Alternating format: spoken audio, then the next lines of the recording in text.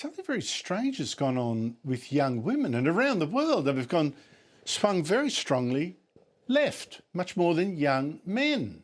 The data's incredible. I mean, in Australia, the ABC's huge Vote Compass survey showed 2/3 of women aged under 29 identified as left or moderately left. And if you say, oh, well, you know, young people, they're all left-wing before they wise up, only half the young men that age said they were left or moderately left.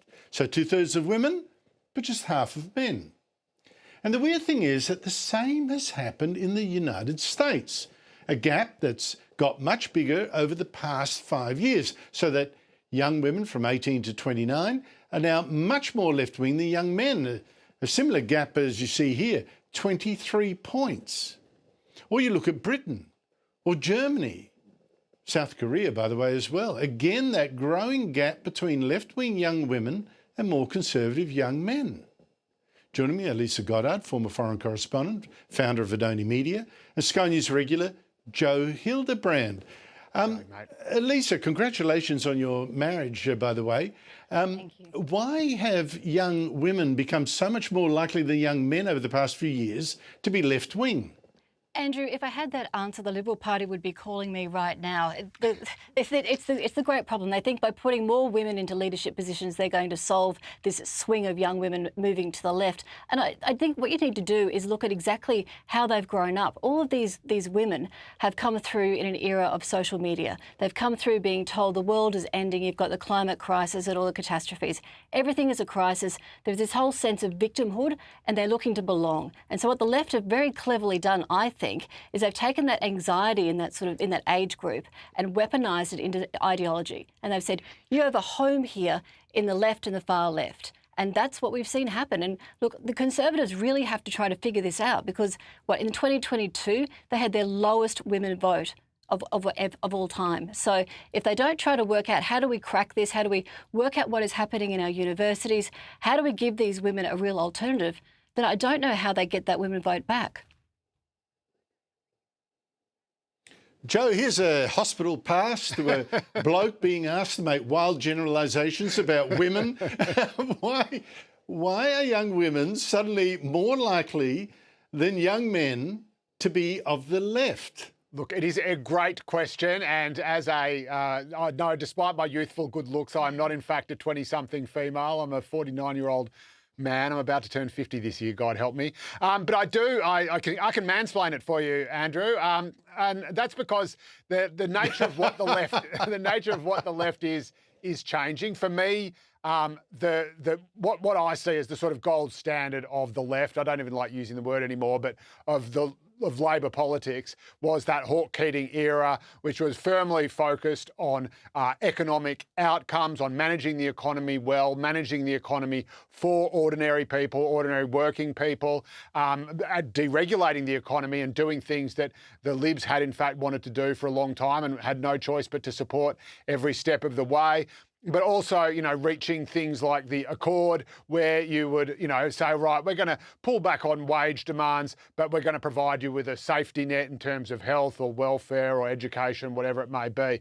That, I think, now has kind of almost been taken for granted. And now I think young people are looking to whatever is left or politics itself to define what their values are. And it's telling that the case study that they used in this article didn't actually say that she was pro-Labor or her and her friends were pro-Labor. They said they were all anti-Dutton. So it's actually not about the policies. It's not about, okay, well, how is this going to improve my life on a practical level? It's about expressing my values and what even more than what I approve of, but what I disapprove of. So there is, the left is, I suppose, the young modern left is united by what they hate. And I suspect it's things like Peter Dutton, Israel, and indeed sexism and misogyny. And that's why there's a split between women and men, because one of these sort of cultural touchstones is that, that women are oppressed, that the patriarchy is holding them back, that, that toxic masculinity is destroying, that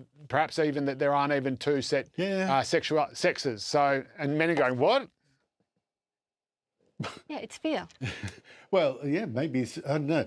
But Lisa, I wonder, I'm going to pick up on something Lisa said, which chimes into something I read, which is this, look, women you can't get away from the fact that women women have the children. They're out of action for a while when they're pregnant. They're more vulnerable, have been for eons, and they look to communal security more. And we're living in an age where everything is a scare, particularly the global warming scare. So that might hit women harder than young men. I don't know. But Lisa, to safer grounds, now that I can stop generalising myself about women, to the condolence motion. Yeah, I did. I hid behind you. Yeah. You might have noticed. The condolence motion today, Lisa, it struck me that politicians still hasn't worked out that mass immigration identity politics has destroyed any idea of there being, an us, when you say us Australians.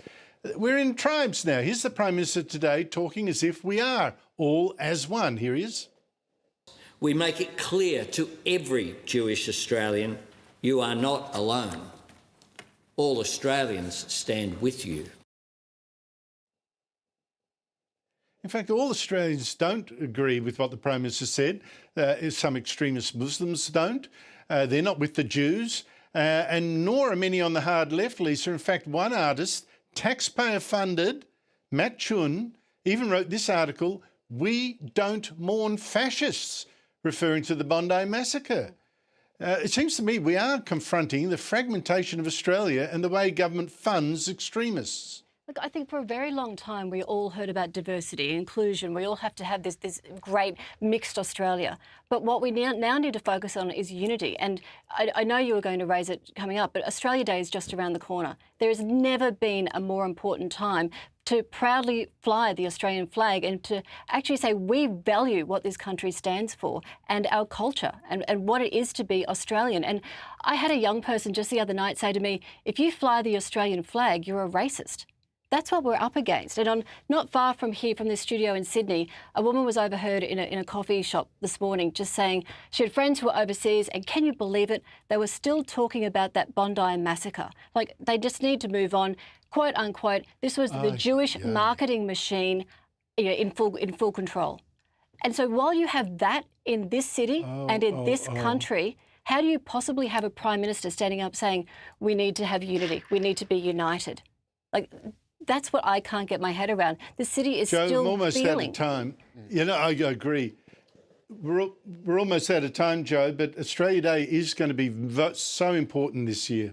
Yeah, and look, the vast majority of Australians love Australia Day. They support Australia Day. They want to celebrate being Australians. I would just say, don't confuse most Australians for the loudest Australians. You've got a bunch of very noisy people on the fringes, but they are not most of us. They do not speak for all of us. They are nutters who are just shouting from the edges.